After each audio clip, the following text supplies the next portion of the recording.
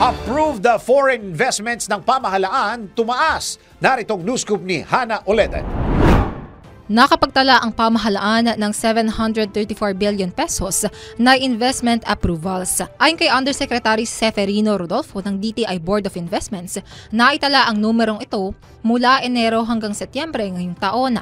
Mas mataas niya ito kumpara sa 362 billion pesos sa kaparehong panahon noong 2022. Umakyat naman sa 427 billion pesos ang approved foreign investments o katumbas ng mahigit 4,000% pagtaas. Isiniwalat ni Yusek Rodolfo na 80% ng foreign investments mula sa European countries ay masasabing bunga ng mga biyahe ni Pangulong Ferdinand Marcos Jr. sa iba't ibang bansa. Karamihan anya sa mga investment na ito ay mula sa renewable energy sector. At yan ang aking news scoop. Ako si Hana Oledan, nagbabalita ng tama, naglilingkod ng tama.